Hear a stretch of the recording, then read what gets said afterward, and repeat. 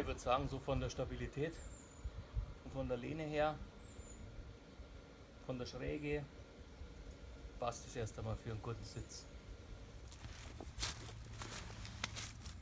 Ja, dann schwinge ich mich jetzt frisch gestärkt ans Telefon und schau mal, ob mich jemand an seine Nähmaschine lässt.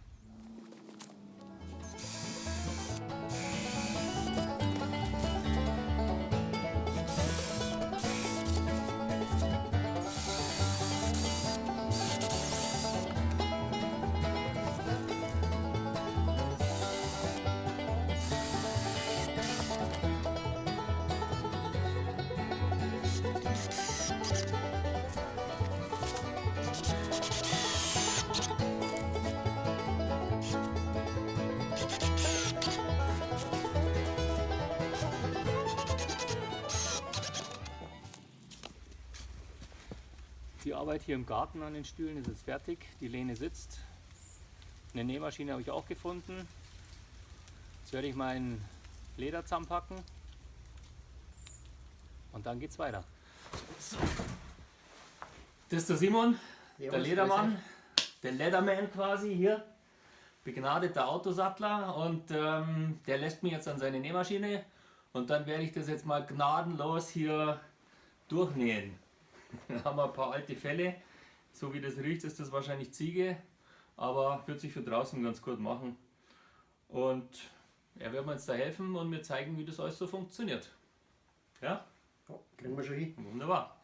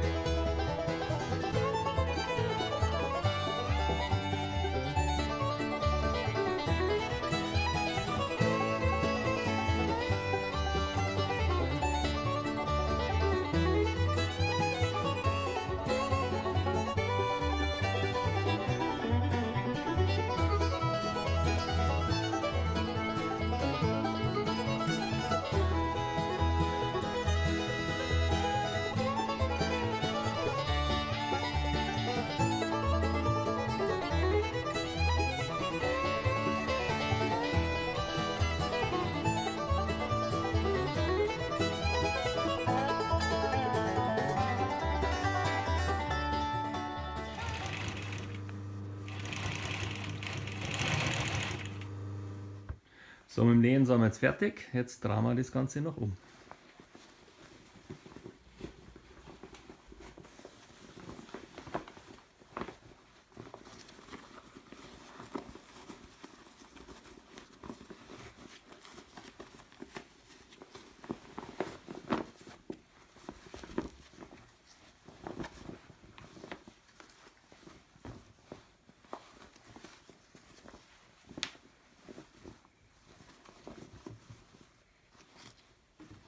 Das ist jetzt die Ausbeute von der Zusammenstellung der ganzen Fellreste. Hier habe ich noch zwei richtig schöne Felle gefunden, mit denen man noch ein kleines Polster für die Sitzflächen machen kann.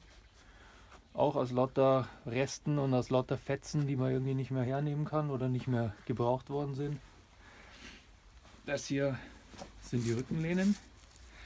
Da innen sieht man ganz schön, dass das aus lauter einzelnen kleinen Fetzen zusammengenäht worden ist, die sonst übrig geblieben worden sind oder übrig geblieben worden wären und die wahrscheinlich dann in Müll gewandert wären, was halt schade ist, weil so kann man das halt bis auf das letzte Restal nutzen. Da oben sieht man recht schön hier, da sind Löcher drinnen. Da kommen zum Schluss dann die Stuhllehnen durch, damit es einen richtig festen Sitz hat. Und das Schöne an so einem Stück Fell ist, dass das halt ein bisschen elastisch ist und dadurch sich richtig gut an die Sitzlehne anpasst und es einen richtig bequemen Sitz geben wird. Wieder zurück bei mir im bayerischen Outback. So schaut das jetzt aus. Das sind die Hussen, also die Lehnen quasi. Dann habe ich mal aus den Fellresten, die noch übrig waren, noch ein paar schöne Fellfetzen gemacht, damit man die nicht wegschmeißen muss. Wäre schade drum. Muss auch kein neues Tier dafür sterben. Finde ich gut, wenn es einfach wieder eine neue Aufgabe kriegt. Die sind ziemlich, ich finde die ziemlich praktisch. Die kann man da quasi als Unterlage nehmen. Hat man einen warmen Hintern, ja, wenn man am Lagerfeuer sitzt im Winter. Ja, dann ziehen wir sie mal über die Stühle drüber. Da haben wir jetzt einen schmäleren und einen etwas breiteren. Jetzt muss ich halt einmal schauen, welcher der breitere und welcher der schmälere war von den Stühlen. Ich schätze mal, das da ist der breitere, das ist der schmalere.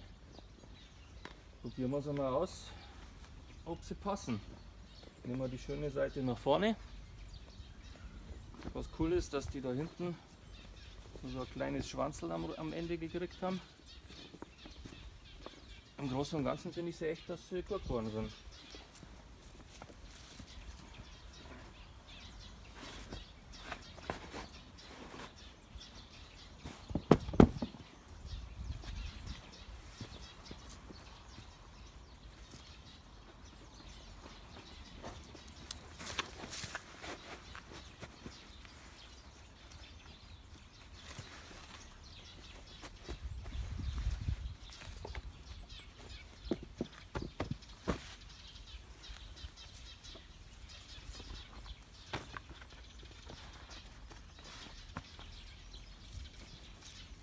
So, zwei neue, schöne Winter-Lagerfeuerstühle.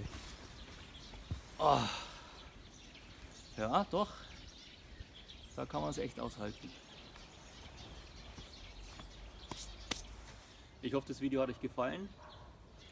Jetzt werde ich die Stühle mal ausgiebig testen, ob sie lagerfeuertauglich sind und brotzeittauglich.